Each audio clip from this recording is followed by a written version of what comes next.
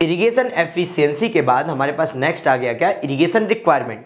अब irrigation requirement की बात करें तो देखो 5 रिक्वायरमेंट पहले मैं लिख देता हूं, बाद में एक्सप्लेन कर देता हूं। सबसे पहला आ जाता है आपके पास में, आप वर्ड आता है आपके पास एक क्या, that is your effective rainfall. क्या आ जाता है आपके पास में, सबसे पहला वर्ड इफेक्टिव रेनफॉल। दूसरा आपके पास में आ जाता है that is your consumptive irrigation requirement, that is your CIR। एक आ जाता है आपके पास में that is your net irrigation requirement NIR। एक आ जाता है field irrigation requirement FIR and the last one is your GIR, that is your gross irrigation requirement. अब सुनो, इफेक्टिव रेनफॉल किसको बोलते हो, इफेक्टिव रेनफॉल अब देखो रेनफॉल तो साल भर हो रही है, रेनफॉल तो थ्रू आउट द ईयर होगी, बट जब तुम्हें जरूरत है तब अगर तुम्हारे काम आ जाए तो इफेक्टिव कहला गई।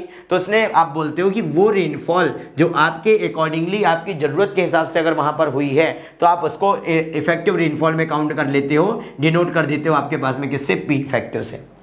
और आगे चलो, और आगे चलोगे तो आपके पास आया कंजप्टिव इरिगेशन रिक्वायरमेंट। अब देखो तुम पढ़ के आए हो कि कंजप्टिव यूज ऑफ वाटर क्या होता है, तो एक प्लांट को उसके ग्रोथ के लिए जो वाटर चाहिए था that is your consumptive use, that is your CU। अब अगर मैं बोलता हूं फॉर एग्जांपल कि वहां पर उसको चाहिए था 10 mm का वाटर, उसका कंजप्टिव यूज CU 10 mm था, बट यहीं पर मान लो कि अगर आपके पास 5 mm का बारिश हो गया तो फिर तो आपको केवल 5 mm फिल करवाना रहा। तो जब कंजप्टिव इरिगेशन रिक्वायरमेंट की बात करते हो तो ये होता है दैट इज उसका टोटल रिक्वायरमेंट में से P इफेक्टिव आप घटा देते हो, इफेक्टिव रेनफॉल घटा देते हो, तो आपके पास क्या मिल जाता है, CIR यहां पर मिल जाता है, कंजप्टिव इरिगेशन रिक्वायरमेंट।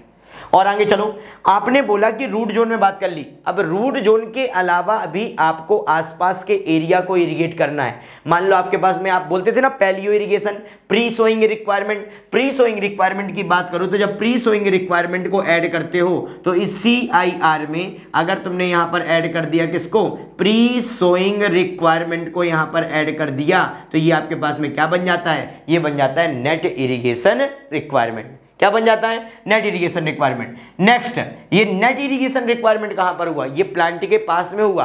अभी प्लांट के पास से उठ के आपको फील्ड के हेड तक जाना है, और अगर फील्ड के हेड तक जाने की बात करोगे तो आपके पास इस ड्यूरेशन में जो वाटर खर्च होगा उसको इंक्लूड करना पड़ेगा। आपने बोला field irrigation requirement that is equal to net irrigation requirement divide by eta A, that is your application efficiency. अब जस्ट इसका उल्टा करते थे, application efficiency is equal to क्या हो जाता था, NIR डिवाइड बाई FIR हो जाता था। आप क्या बोल देते थे, एप्लीकेशन एफिशिएंसी। हमने उसी फॉर्मूले को घुमा दिया और बोल दिया field irrigation requirement divide by NIR divide by eta ए।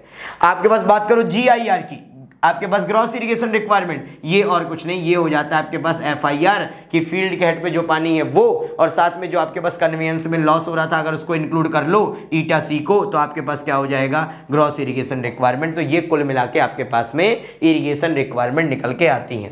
बात समझे, मतलब कुल मिला के एक तो P इफेक्टिव रेनफॉल वाली टर्म अलग हटा दिया।